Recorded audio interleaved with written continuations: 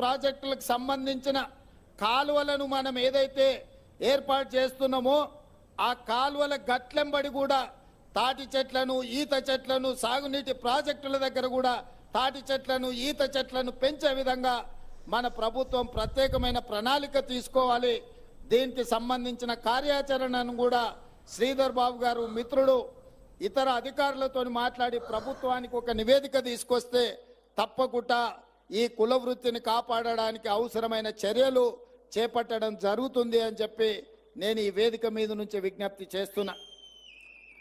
ఈరోజు మిత్రులారా, ఉద్యోగ ఉపాధి అవకాశాలు ప్రతి వాళ్లకు ఉద్యోగ అవకాశాలు రాకపోవచ్చు, కానీ కుల వృత్తులను చేతి వృత్తులను బలోపేతం చేసి వాళ్ళకు అవకాశాలు కల్పిస్తే ఆ కుటుంబాలు ఆర్థికంగా నిలబడతాయి. ఆ కుటుంబాలు ఆర్థికంగా నిలబడితే వాళ్ళ పిల్లలను చదివించుకోవడానికి అవకాశం ఉంటుంది. వాళ్ళ పిల్లలు ఇవాళ మా గౌడన్నలు కానీ మా చేనేత కార్మికులు కానీ మా అదేవిధంగా రజక సోదరులు కానీ ఇవాళ వడ్డేర్ల నుంచి మొదలు పెడితే ప్రతి వాళ్ళు వాళ్ళ పిల్లలని బాగా చదివించుకోవాలని ఆలోచన చేస్తున్నారు. అందుకే నేను కుల వృత్తులు చేతు వృత్తుల మీద ఆధారపడ్డ మా సోదరులకు నేను విజ్ఞప్తి చేస్తున్నా, పిల్లలను బాగా చదివించండి. మీ పిల్లలు, మీరు మీ తాతలు మీ ముత్తాతలు కుల వృత్తిని నమ్ముకొని బ్రతికిండ్రు. ఆ వృత్తి తప్ప మీకు ఇంకో వృత్తి రాకపోవడం వల్ల ఆర్థికంగా దెబ్బతింటున్నారు. కానీ మీ పిల్లలను తప్పకుండా ప్రతి కుటుంబంలో మీ పిల్లల్ని కుల వృత్తికి అంకితం చేయకుండా వాళ్ళను బాగా చదివించండి. వాళ్ళు డాక్టర్లు, లాయర్లు, ఇంజనీర్లు, ఐఏఎస్లు, ఐపీఎస్లు కావాలి. ఈ తెలంగాణ రాష్ట్ర పునర్నిర్మాణంలో భాగస్వాములై శాసనాలు చెయ్యాలి, శాసనసభ్యులు కావాలి, చట్టాలను చేసే స్థాయికి వాళ్ళు ఎదగాలి. అప్పుడే పాలితులుగా ఉన్న బలహీన వర్గాలు పాలకులుగా మారుతారు. పాలకులు కావాలంటే చదివే ఏకైక మార్గము. మీ పిల్లల్ని బాగా చదివించండి. రంగారెడ్డి జిల్లాలో ఒకప్పుడు భూములకు విలువ లేకుండే. మా గౌడన్నల దగ్గర భూములున్నా వాటి విలువ చాలా తక్కువ ఉండే. కానీ ఐటీ కంపెనీలు, ఫార్మా కంపెనీలు వచ్చి ఔటర్ రింగ్ రోడ్ వచ్చిన తర్వాత కాంగ్రెస్ పార్టీ వీటన్నిటిని అభివృద్ధి చేసిన తర్వాత ఇవాళ మీ భూముల విలువ పెరిగింది.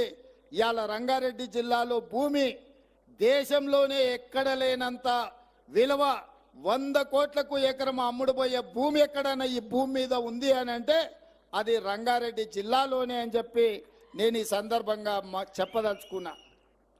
భవిష్యత్తులో మా ప్రభుత్వం ప్రణాళికబద్ధంగా అభివృద్ధి చేయాలని ఆలోచన చేస్తుంది. ఔటర్ రింగ్ రోడ్డుకి ఇంకొక RRR రీజనల్ రింగ్ రోడ్డు నిర్మించాలి అని కేంద్ర ప్రభుత్వం నుంచి అనుమతులు తెచ్చినాం. 360 కిలోమీటర్ల చుట్టూతా తెలంగాణను మొత్తం ఒక వడ్డానంగా మనము రీజనల్ రింగ్ రోడ్డుని తెచ్చుకున్నాము. రీజనల్ రింగ్ రోడ్డుతో పాటు రేడియల్ రోడ్స్ కూడా మనం అభివృద్ధి చేసుకుంటున్నాము.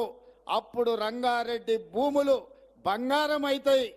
ఆ ప్రాంతంలో పరిశ్రమలు రావాలన్నా, ఐటీ కంపెనీలు పెట్టాలన్నా, మన ప్రాంతంలో ఉండే నిరుద్యోగ యువకులకు ఉద్యోగ ఉపాధి అవకాశాలు రావాలన్నా ఈ హైదరాబాదు నగరం చుట్టూతో వచ్చే రీజనల్ రింగ్ రోడ్డును మనం తొందరలోనే అభివృద్ధి చేసుకోవాలి. ఇవాళ ఇదే కాకుండా ఈ ప్రాంతానికి మెట్రో రైలు కూడా రావాలి. అందుకే నూతనంగా మెట్రో రైలు ప్రతిపాదనలు ఉప్పల్ నుంచి ఎల్బీ నగర్ నుంచి హయత్ నగర్ వరకు ఇవాళ మెట్రో రైలు వేయడానికి మన ప్రభుత్వం నిర్ణయం తీసుకున్న తొందరలోనే మన హయత్ నగర్కు మెట్రో రాబోతున్నది. ఎల్బీ నగర్ నుంచి ఓవైసీ హాస్పిటల్ నుంచి చాంద్రాయణగుట్ట నుంచి P3 రోడ్, అక్కడి నుంచి అంతర్జాతీయ ఎయిర్పోర్ట్ వరకు ఇవాళ మనం మెట్రోని ఏర్పాటు చేసుకోబోతున్నాం.